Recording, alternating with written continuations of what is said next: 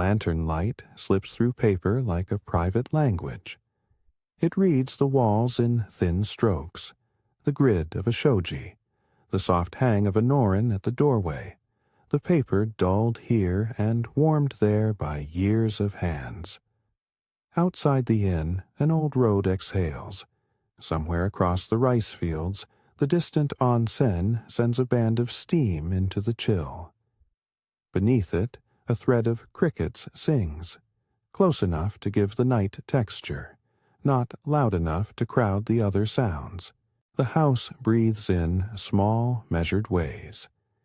A kettle exhales. The cat turns on its cushion. A futon sighs when smoothed. If this quiet evening suits you, stay with us for a while. Let the paper walls be the first thing you come to know. The innkeeper moves through the rooms like someone attending to small instruments. She is practiced in the choreography of little things. The way a lid must be set, the manner of lifting a futon so it does not catch on the edge of the tatami, how a hand will tilt to catch the candle when the wick leans. Her sleeves whisper against the sliding wood as she opens a shoji to admit a breath of night air. The paper gives a muffled reply, and the cricket chorus brightens at the invitation. The cat follows her shadow, padding with soundless paws, then settling in a sun-warmed rectangle of lamplight that will be snow soon, pale and patient. Lantern light makes private maps on paper. It is in these maps the innkeeper reads the house's small injuries. She knows where the thresholds feel thinner, where the floor settles a little sooner in the night, which futons keep their warmth, and which have begun to remember being someone else's.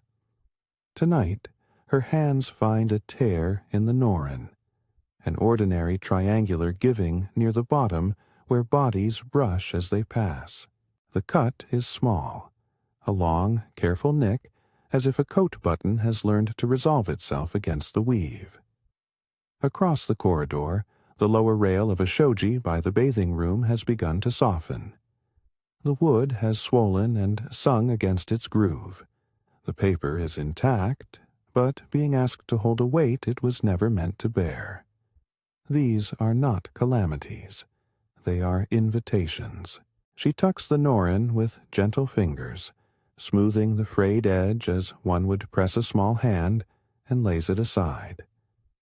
The house leans closer. The kettle on the brazier lowers its voice to a hum. Outside, the crickets modulate, sparing a few louder phrases as if to punctuate the moment. The innkeeper moves through the spaces, collecting what she knows will be needed. A length of oak lying in the shed, a sheet of washi thin enough to take paste and thick enough to last a winter, needles threaded and thimble tucked into a small velvet pouch, a brass grommet ringed in a little oil to let it seat without complaint. She does not announce the repairs. She prepares them as one prepares tea, without urgency, with particular attention to small, necessary tools. Word moves through this neighborhood as a soft current. The elder, who favors the corner seat near the hearth, notices the innkeeper's slower, deliberate steps, and brings his patients with him. He slides in on the engawa, feet quiet but firm, and carries with him a small cloth-wrapped bento of preserved daikon, and a story about the year a typhoon rearranged the garden. The gardener arrives with the smell of river mud on his hands, and a bundle of cedar shavings he promises will make good kindling. He folds them into his shirt as if they were notes from the land. An apprentice, young, nervous about the steadiness of her hands, comes bearing a box of pins and a steadying smile. The neighbor with oddments appears with a small wooden mallet and a compact plane that has been oiled by 30 hands. He sets it down like someone offering a quiet word. A single call is enough. A string of footsteps follows, soft on the wooden boards, the sound of coats whispered on pegs. The onsen's steam spreads like a shawl beyond the bathhouse gate, and the group gathers without ceremony in the warm center of the inn. They sit in a loose circle. The innkeeper places fresh green tea before each of them. She bowls it with the simplicity of someone who has made this gesture more often than she has counted years. They drink. The elder breaks crusted rice with his chopsticks and offers a half-remembered tale about a noren once replaced with cloth from a traveling merchant. The apprentice listens to the story the way you listen to a stitch being tied, attentive to the moment in which a knot finds its hold. Materials are laid out as though for a ceremony of usefulness. The washi is unrolled and rested along the tatami. The paper yields a scent like dried grass and river dust. The oak plank shows its age in the grain, a river of lighter lines interrupted by a knot like a small island. Threads of linen and silk are coiled in tidy skeins. Waxed thread that will not ride the needle awkwardly, a thinner one for finishing. The brass grommets sit in a small lacquered dish. A jar holds paste, a recipe of flour and water brought to a milk softness. A wooden spoon twirls in it, leaving ripples like tiny waves. The plane is tested against the light. Each object receives a small look, a careful adjustment. The apprentice's hands hover half an inch above them, reverential in the way of someone near the threshold of learning. Conversation lives in quiet repetitions, a borrowing of words, a handed-down tool, a correction offered gently and accepted because it carries the weight of shared care. The carpenter, measured in his steps and with a breath that you might call steady, takes up the oak and sets it on sawhorses. His hands are broad where they meet the wood, precise where they push and draw the plane. He listens to the grain, tilting the plank until the shaving falls like a pale curl. He speaks in modest sentences. Here, he says, and then places the plane to the plank as if drawing a path. The apprentice watches the shaving curl, like snow pressed into a strip. The elder nods as if remembering the sound. They begin with the noren because it faces the road. It is the threshold's greeting. The innkeeper chooses a patch with the care of someone selecting a stitch to hold a memory rather than hiding it. The fabric's weave is examined in light. The threads run like faint maps, and a patch must follow the map's course or it will look alien. Waxed thread is pulled across the palm to warm the wax, then threaded through a needle so the eye sits like a tiny lens. The first stitch is a cautious sentence. The apprentice watches the way the needle comes up through fabric and goes down again, the stitch forming a line that is both practical and honest. Visible, neat, the sort you make when you intend the repair to be read. Across the room, the shoji's lower rail is assessed. The carpenter removes the rail with slow, respectful motions, revealing the interior where the wood has moistened at the join. He tests the groove, his thumb running along the track. The plane is brought in for closer work. It sings a measured note as it passes. For a long while there is the sound of wood giving to metal, the shaving of oak falling onto the cloth like pale tattoos. Each shaving is collected, because even the smallest waste is thought precious. They will become kindling, a tidy thing to slip into the brazier when the night grows near. As the work begins, the house rearranges its own acoustics. The kettle begins to breathe again, louder this time, an insistence that might be called comfort. The cat moves from its cushion to the lap of the apprentice, settling like a punctuation mark. The onsen steam threads its soft hush through the slats of the wall, and the crickets adjust their rhythm to make space for the mallet's small percussion. The neighbor with oddments holds the grommet in place and taps it once with the mallet. The metal seats into the cloth with a dry, confident sound, and a small ring of approval runs along the edge of the norin where the fabric has been reinforced. There are long, patient instructions that pass between hands. The carpenter shows the apprentice how to test the angle of the plane. The blade must meet the wood at a mannered, patient closeness. Too steep and the shaving snaps, too shallow, and the plane skates without cutting. He demonstrates the motion slowly, push, pull, steady pressure, until the shaving becomes a thin, consistent ribbon. He speaks in short phrases that repeat into rhythm. Follow the grain. Let the wood tell you. Small passes. The apprentice mimics, placing her fingers as he does, leaning into the action with a focus that makes the rest of the room fall into a hush punctuated by task. She forgets to speak. The hands answer. When it becomes the innkeeper's turn at the norin, the room's sound narrows to the needle's soft puncture, and the threads slide. Her stitches are not hidden. She makes them visible in even, honest runs. The patch takes shape, and, with each pass of the needle, the norin regains its composure.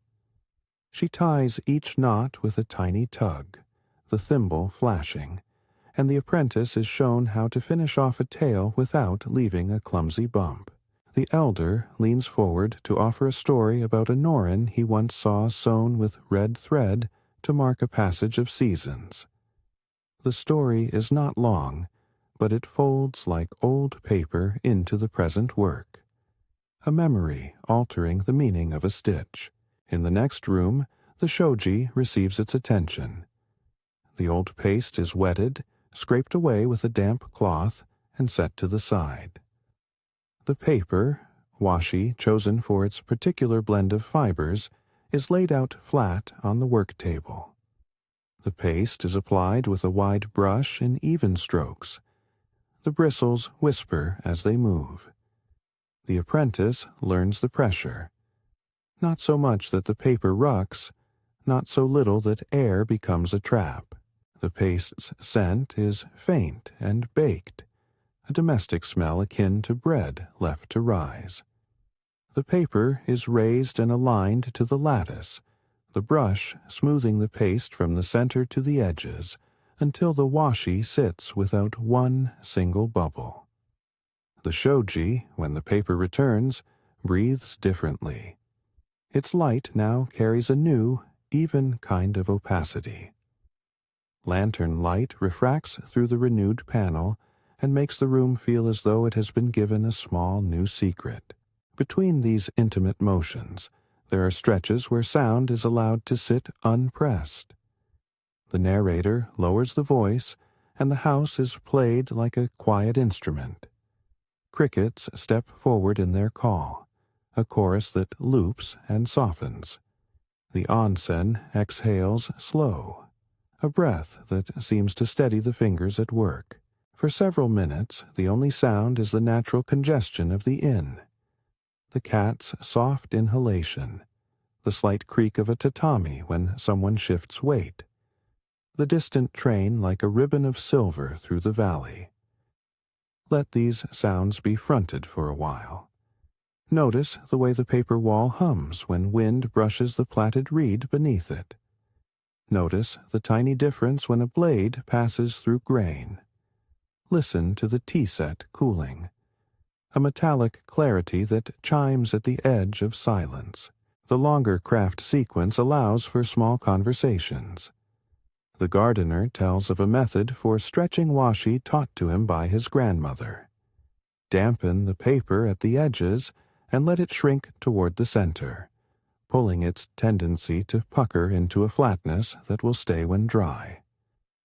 The neighbor with oddments offers a trick about grommet placement. Measure twice, set once. His hands make a small demonstration, a practiced arc of the wrist that leaves a neat impression on the wooden board.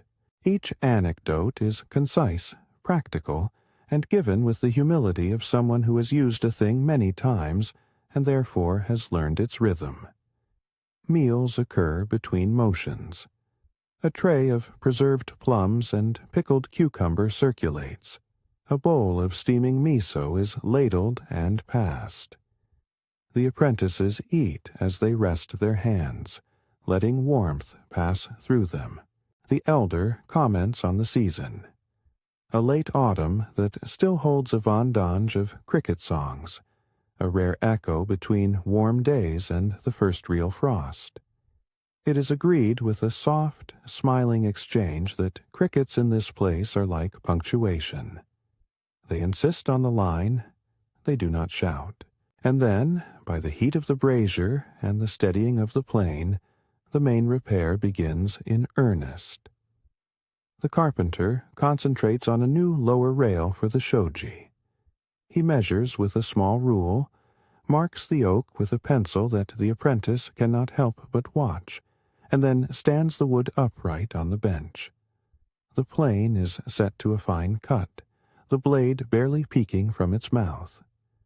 He clamps the plank and begins to plane the face. The shaving falls in a pale ribbon, and the sound is clean, like paper being pulled from a page. He tests the fit as he goes, sliding the new rail into the shoji's groove until it sings with acceptance. The apprentice takes the stepped-down sections of the rail and learns how to sand the edges so they will not graze the frame. Her hands tremble the first few times with the rasp. Then steadiness settles into her knuckles. The carpenter watches without speech, correcting only when the grain fights back. His corrections are small, offered as if pointing out a safer, truer way of holding the plane or adjusting pressure. There is a patience that seems to be the house's own pedagogy, the notion that craft is an affair of small, repeated gestures until the thing is better than it was. Outside, the crickets shift key with the night's cooling. Their chorus becomes a thread woven through the work, a thin, bright filament that keeps the tempo when human voices wax thin. The lantern light dips as coal surrenders, throwing the interior into a slower geometry of shadow. The apprentice's first confident shaving comes with a small exhale of those around her, a communal acknowledgement that she has passed a small test.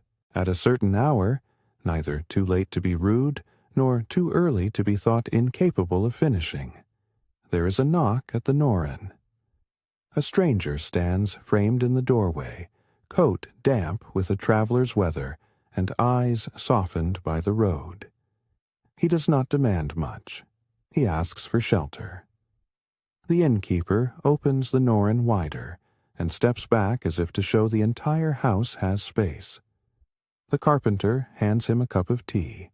The apprentice fetches a dry towel. The stranger's gratitude is wordless. It is a small expansion in the room, an addition that changes the angle of warmth. Hospitality in this inn is not a gesture of ceremony, but of immediate physics, a redistribution of heat, a sharing of the kettle's steam. They do not ask where he came from. There is no need.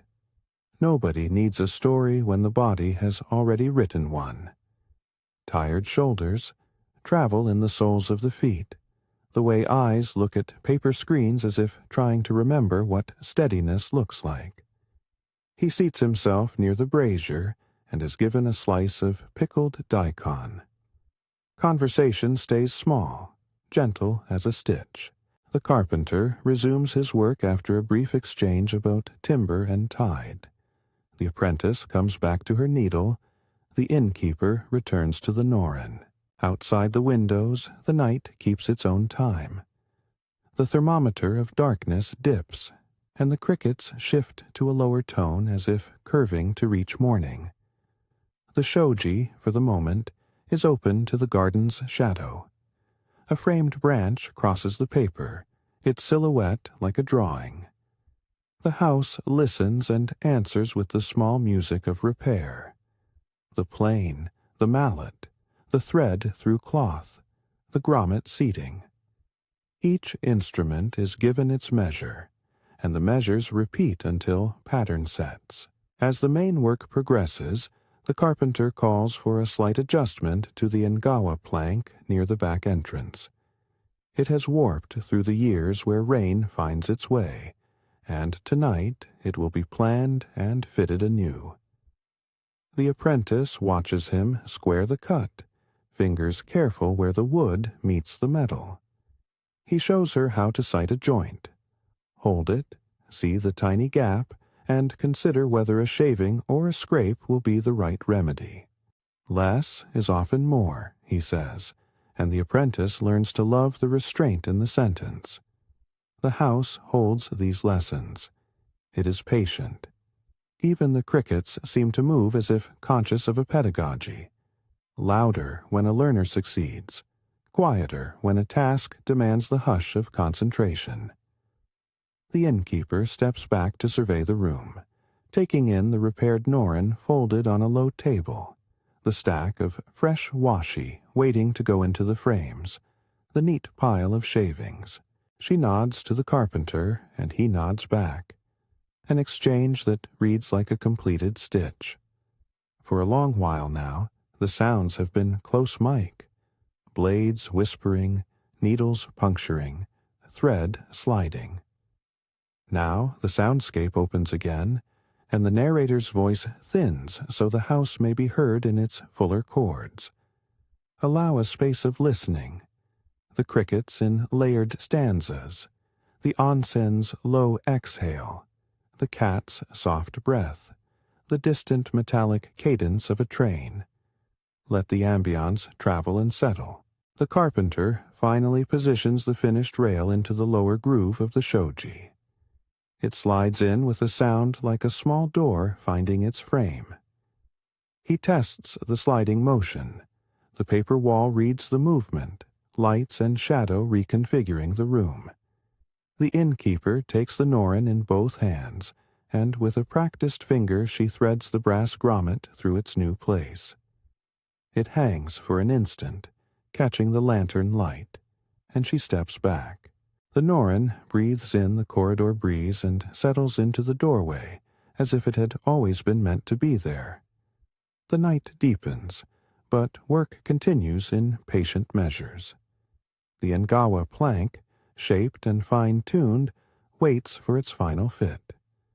Apprentice hands, now steadier, lift the piece into place under the guidance of the carpenter. They test the line. They speak in small words. Hold. Steady. Push. The moment when a new piece meets an old one is always a delicate arithmetic. Angles must agree. Grain must be given its allowance. The join must refuse and then accept. The carpenter's plane slides once more, trimming the slightest edge. He checks with the rule, taps with the mallet where the wedge will seat. There is a collective intake of breath when the plank sits true. It is a quiet triumph, one that creates a hush that only the crickets answer in a higher, more attentive key. Here, at this half-bent hour, the house seems to fold itself into a single, slow movement. Tools are laid aside in order. The plane on its block, the mallet with its leather-wrapped face, the thimble in its velvet nest. The apprentice wipes her hands on a cloth, then folds it into the neatness that is the room's own grammar. Tea is poured again, not for ceremony, but because the hands ask for warmth. The stranger loosens a knot on his jacket and watches the faces around him. The innkeeper who moves like a calm current. The carpenter whose hands tell stories without needing words. The elder whose presence is a ledger of small recollections. He nods, one small private acknowledgement of being sheltered. There is a quiet promise in all of this. Not a promise of anything miraculously changed, but a domestic resolution. Thresholds mended, paper renewed, a plank set to bear weight. The house will keep this small labor as a memory woven into its own fabric. Outside, the crickets sing on. Their chorus threads through these minute victories and makes them larger than they would otherwise be. And yet there is still much to do. The shoji requires its final upright check. The noren might need a second pass at the hem to sit perfectly, even when the wind comes. The engawa demands the wedge be trimmed and fitted without a whisper. The apprentices linger at the table, hands restless with the hunger of learning more than they have been allowed, and the carpenter prepares to begin the final sequence of fine-tuning. Smoothing the rail to perfection, planing the wedge to a hair's breadth, testing the shoji in full motion so morning light might slide through with no complaint. Outside, the cricket chorus swells in a measured way as if to buoy what is left undone. The lantern burns low, reading the paper walls in a softer ink. The onsen's steam catches at the eaves, pulling a thin shawl of warmth into the night. The innkeeper touches the noren with her fingertips once more, as if checking that a pulse remains in the fabric, and passes the grommeted edge to the apprentice who will watch the last adjustments. The carpenter lifts the plane and sets his stance, the way a person settles before an important, delicate sentence. The room tightens into focus. The apprentice breathes a little more slowly because she has learned that steadiness is a kind of breath. The carpenter draws the plane along the oak with the first deliberate pass of a long, measured line. The shaving peels away, pale and curling like a small, obedient ribbon. The sound grows clear and exact, a thin, resonant note that seems to stretch the room into attention. It is here, with that first long shaving drawn and falling, that the night's work deepens into its true, slow rhythm. The house listens. The crickets change their phrase as if to give space. This is where the story pauses and waits, hanging between the small victories already earned and the finishing touches still to come. The plane sings. The house keeps its patient watch. The crickets steady their chorus. The apprentice holds the wedge with careful fingers, ready to fit it as the carpenter steps back to look. The innkeeper holding the noren in a hand that already knows how to mend not only cloth, but thresholds of trust. The night is full of sound and promise, and the next careful, necessary strokes will make the house whole again. He sets the plane down, and watches the apprentice hold the wedge as if it were an answer to a question she has only just learned to ask. The carpenter steps back, the line of his shoulders easing. For a moment the room is all attention angled toward that small insertion. The wedge slips home with a sound that is part mallet, part small compliance, a clean note that lets the joint fall into its new habit. The shoji moves along its track with a measured glide, and then, when the carpenter draws it fully closed, the paper reads the lantern light with a steadier surface. The house blinks as if pleased. There is a brief, almost ritual exchange of glances. The apprentice's mouth loosens into a smile. The innkeeper's hands brush the noren's new hem and let it fall into shape. The elder taps his chopsticks against the rim of his bowl, a tiny punctuation that reads like contentment. Even the stranger, newly warmed by tea, allows his eyelids to rest a little, as though the repaired threshold has returned him some small rightness. Work rearranges itself into finishings. The carpenter moves to check each shoji panel along the corridor, testing for binding, for that particular resistance that signals a future annoyance. He slides each one, listening, noting moments where the paper brushes ever so faintly against timber. Where resistance appears, he makes fractional passes with the plane. a feathering action that removes only the most reluctant hairs of material. The apprentice watches as he speaks in the soft language of correction. A hair more there. Let it find you. No hurry. Her hands follow his, copying angles, finding pressure. At the Noren, the innkeeper threads a tiny cord through the hem to weight it subtly, so the curtain will hang with a steady courtesy in the doorway.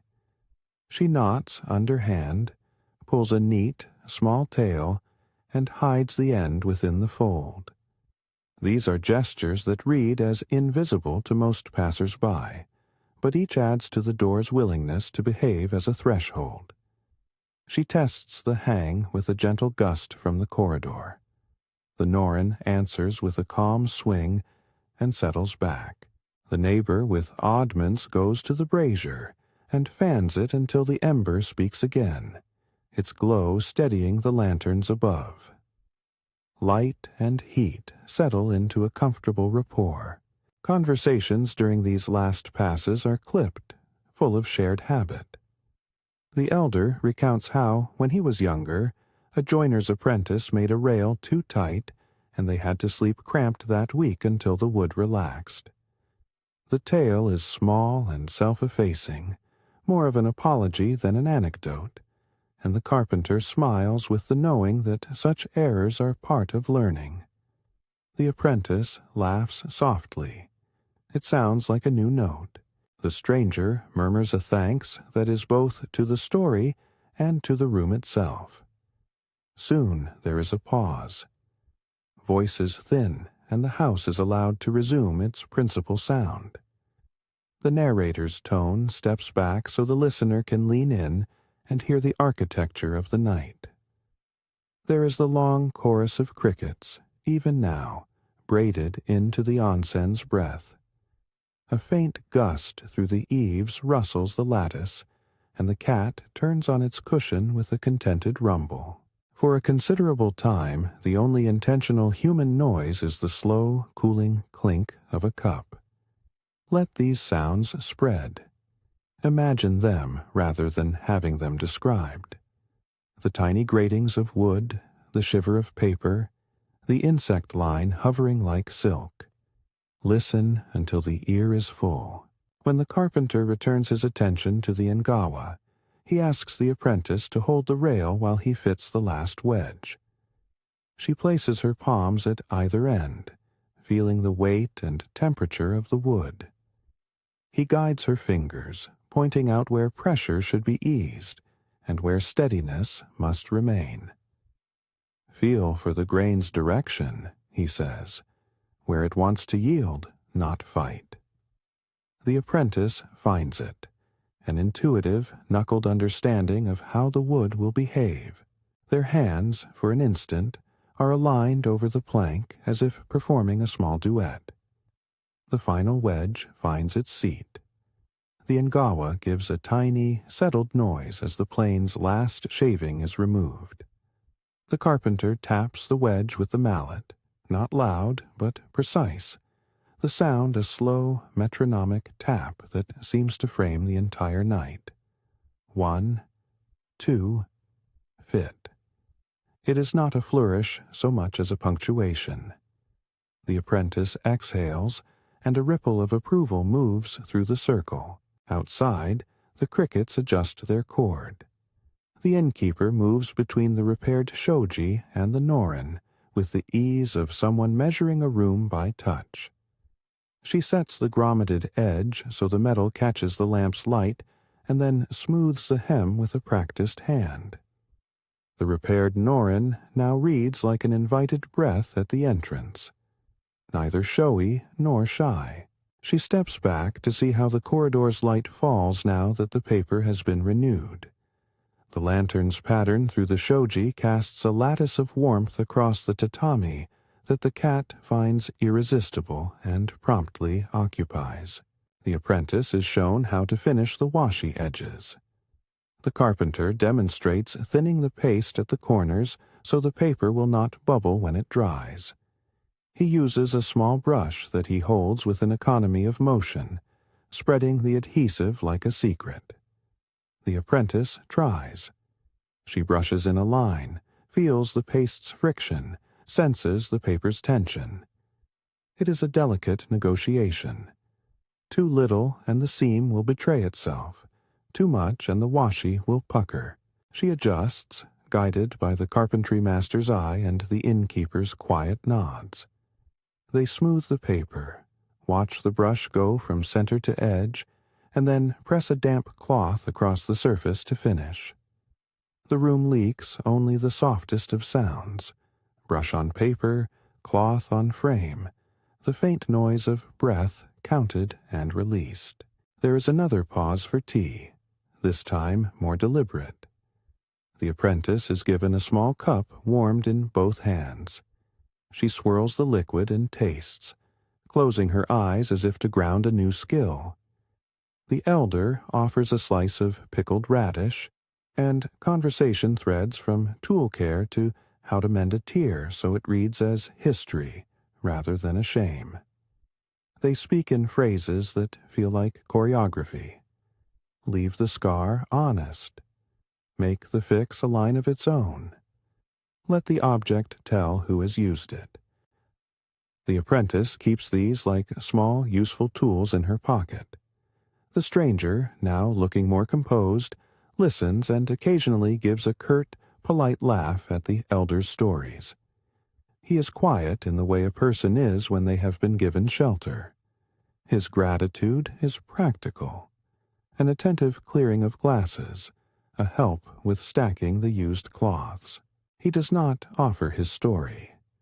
The innkeeper offers him a futon folded ready at the far side of the room, and he accepts with the humility of someone who knows the favor owes little explanation. As the night narrows toward its deeper hours, the group moves to tidy. Tools go back into their cases, the plane receives a final look and a thin swipe of oil, the mallet is set face down on its stand. The apprentice follows the motions, learning not only technique, but the grammar of order, how the room arranges itself for the morning. The innkeeper gathers the stack of shavings and moves them to the brazier. They will burn with the last of the embers, giving one final warmth to the night. The elder folds his cloth and tucks it into his lap like a small map. The neighbor with oddments checks the grommet once more, sure the setting will hold. Here, in these tidy movements, the house shows its true lesson. Repair is not a violent act of replacement, but a conversation with time. The materials have long memories. Each plane mark, each stitch, adds to the record of use. That record is visible. Small seams, slightly different grain at the join, a patch deliberately sewn with visible thread, all of which speak of a life extended. The apprentice sees this in a new kind of way. She runs her finger along a seam and reads it with attention that borders on reverence. There is space now for a longer stretch of listening. The narrator's voice lowers, and the scene becomes largely auditory for a spell. Focus on the layered chorus, the crickets, a slow sipping of tea, the cat's purr like a low instrument, the faint exhale of the onsen and the distant, occasional metallic line of a train far beyond the fields. Let these sounds breathe and rotate.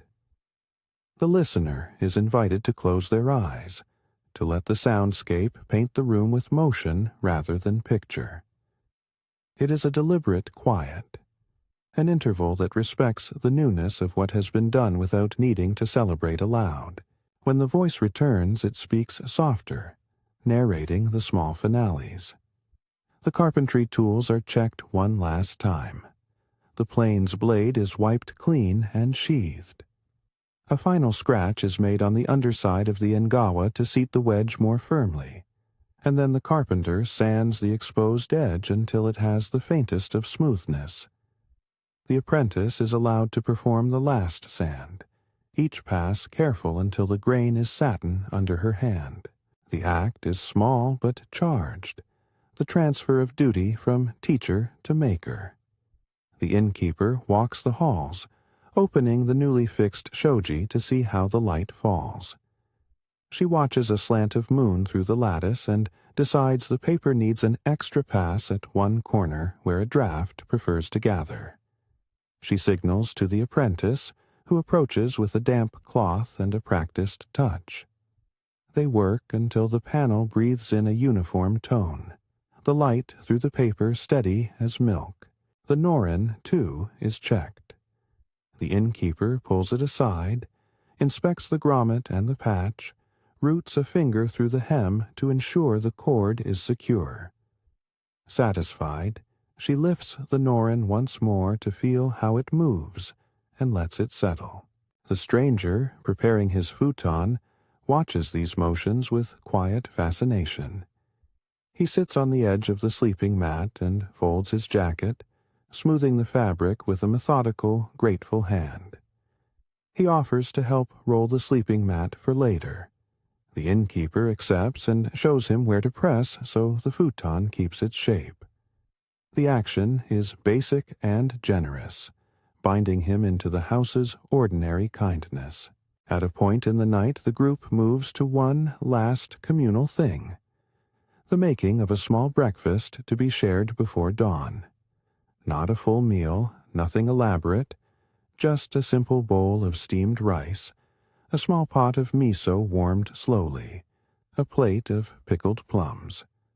They prepare it together, the gestures pared down and near simultaneous. Hands on the rice bowl, hands on the ladle. The innkeeper divides the portion into small cups, passing them with care. The apprentice holds a steaming mug as if to collect both heat and humility. Food passes like an unfinished sentence completed by the act of sharing. The house seems to accept this conclusion. Each repaired threshold has changed the angle of light and traffic enough that morning will find a different set of movements in place. The Ngawa will now bear feet that might pause less often. The norin will greet arrivals without the tremor of a tear. The shoji will slide without a catch that once would have forced a hand to fumble. These are quiet triumphs with no trumpet. Their victory is pragmatic and immediate. Dawn approaches as a soft, blue-tinged promise at the edge of the fields. The crickets lower their phrase and begin to stop one by one, their chorus thinning into the hush before birds. The onsen breath quietens, and the lanterns dim as ash settles. The carpenter, the neighbor, and the elder take their leave with small bows that have become almost familial in their tone. The stranger places a folded note of thanks beside the brazier, an economy of words that is more than enough, and the apprentice helps him with his pack. They step onto the path that leads away from the inn, and their silhouettes move into the morning like ink sliding along paper. Inside, the innkeeper makes her final rounds. She lifts the futons to air them, smoothing the covers with hands that know where a crease will be found. She checks the tea set one last time, cups stacked neatly, cloths folded. She opens a window so the morning can enter, and the new paper of the shoji can dry in the nascent sun. The lantern light, now weak against the day, reads differently through the repaired panels. The paper diffuses the morning into a soft, even wash that seems to bless the room's work without sanctimony. There is a small exchange of tokens before the others leave. The carpenter presses a tiny sliver of wood he has shaved into the apprentice's palm, a reminder of the night's lessons and proof that she has made something with her hands. The gardener ties a small bundle of cedar shavings with a strip of washi, and leaves it as kindling for the brazier.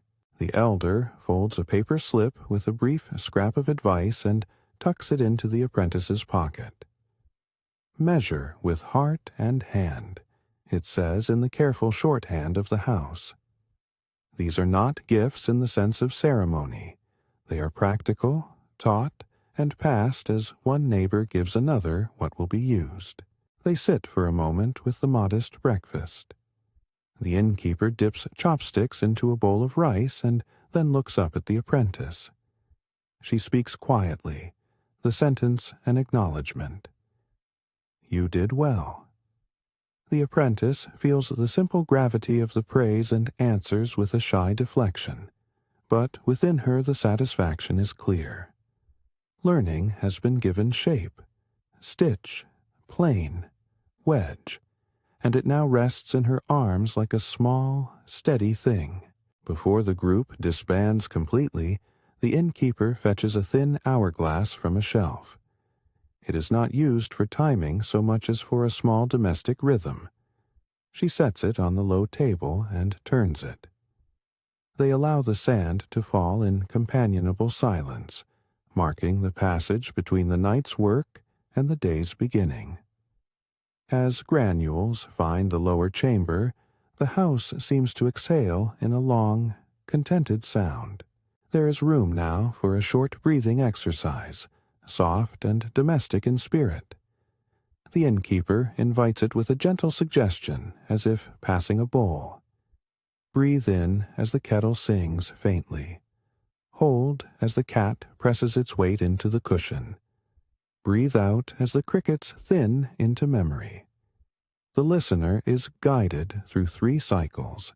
Breathe in slowly, counting the kettle's 4 notes as if they were a small ladder.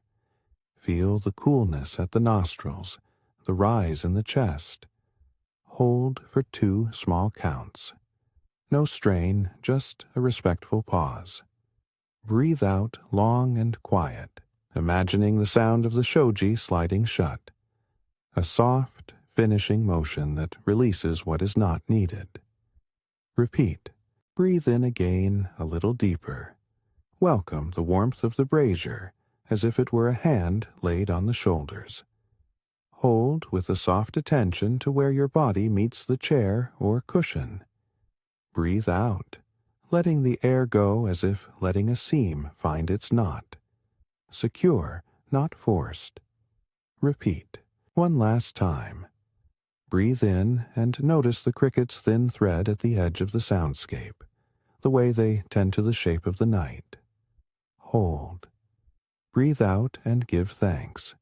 Not a religious phrasing, but a domestic one, for the small gifts of shelter, heat, and company. Let the breath return to its natural course. The hourglass rests. The morning moves forward through the washed paper of the shoji, and the house takes on the day with quiet competence. The innkeeper stands and makes a modest gesture toward the door, an offering of continued welcome for anyone who might pass that way.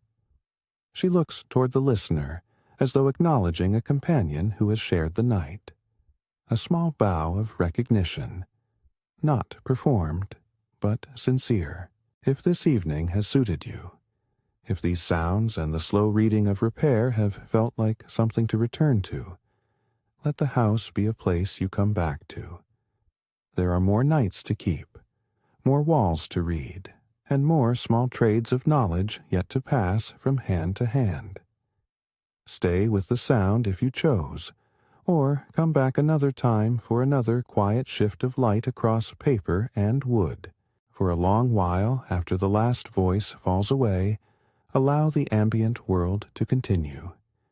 Hear the cricket chorus recede into a gentle thread. Notice the onsen's slow breaths, the faint creak of tatami as it settles, the cat's low contentment like a book closed upon a finger.